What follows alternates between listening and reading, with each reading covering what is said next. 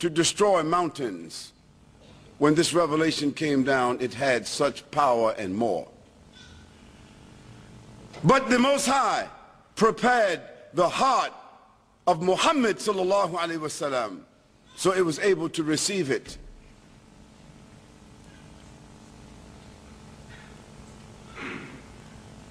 The only such heart that we could imagine could receive such power.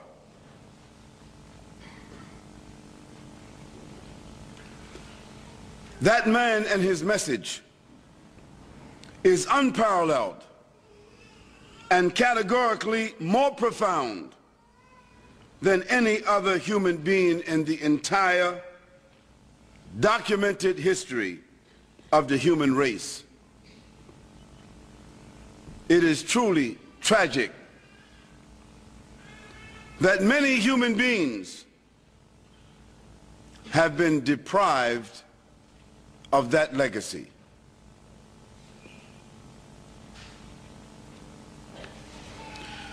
Our Prophet Muhammad sallallahu alaihi wasallam is both a gift and a mercy to mankind.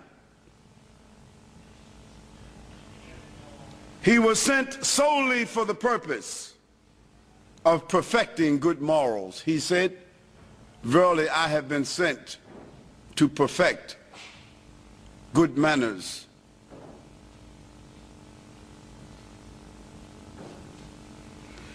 His morals, his character, was a personification of the Quran itself. And this is how the Quran has been preserved, not just by the memorization, but by the personification of it. So that this Quran, unlike any other revelation, it has been memorized in the life of Muhammad, peace and blessings be upon him, and it has been personified and documented by the billions of human beings who have followed him since.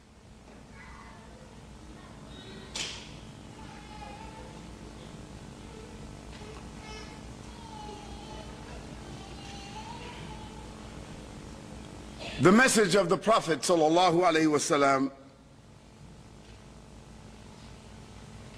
is the detailed record and evidence for all human beings to see.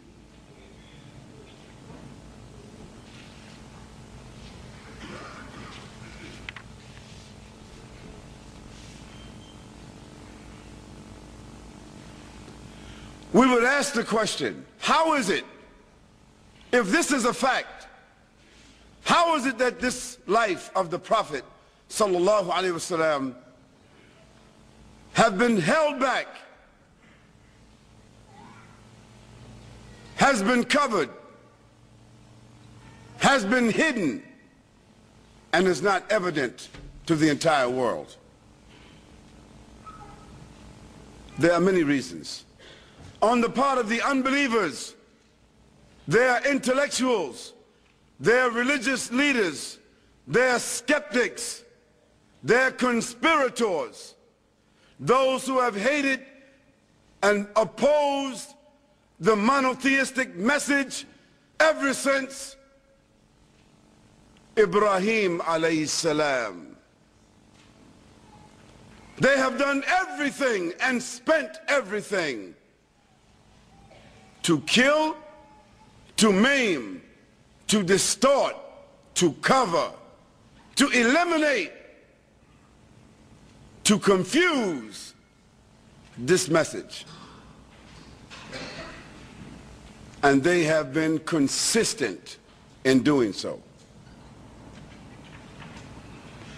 But on the part of the Muslims, we also have done our share in covering this great treasure.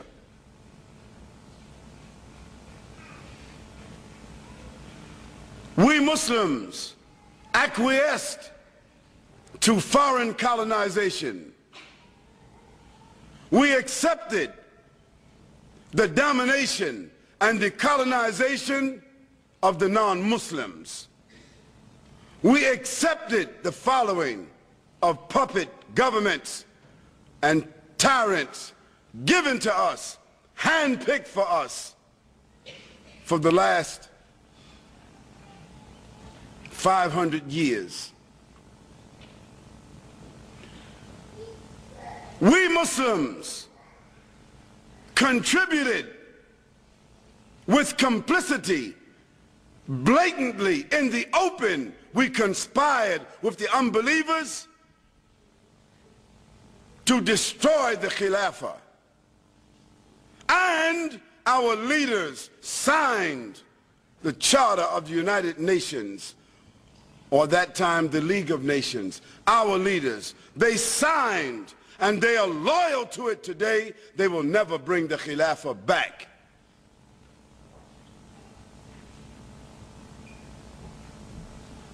We Muslims, we have failed to do our share to show progress and development which is associated with the life of the Prophet sallallahu alaihi wasallam.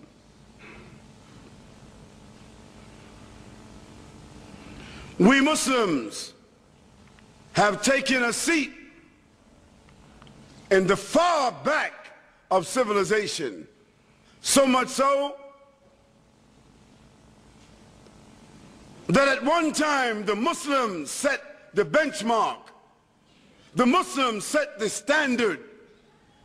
The Muslims were the forerunners. The Muslims were the pioneers in every given science in the world. But today, the Muslims have the back seat. They are the following nations. They are the imitators.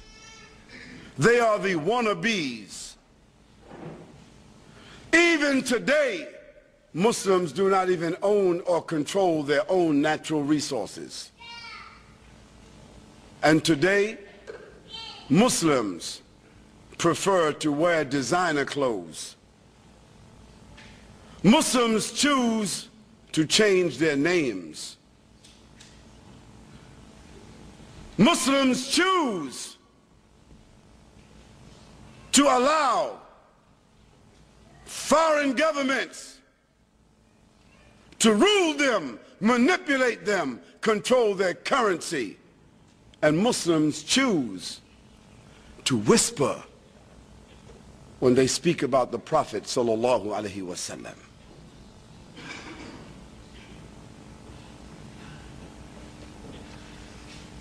Muslims and their children stand up and respect and salute and clap and sing and dance at the tune of the Kafirs. But when it comes to the Sunnah, we argue, we shuffle, we scratch our heads, and we seem to be confused. What is the Sunnah? So Allah subhanahu wa ta'ala, He said to us, أعوذ بالله من الشيطان الرجيم يا أيها الذين آمنوا اتقوا الله ولتنظر نفس ما قدمت لغد واتقوا الله إن الله خبير بما تعملون ولا تكونوا كالذين نسوا الله فأنساهم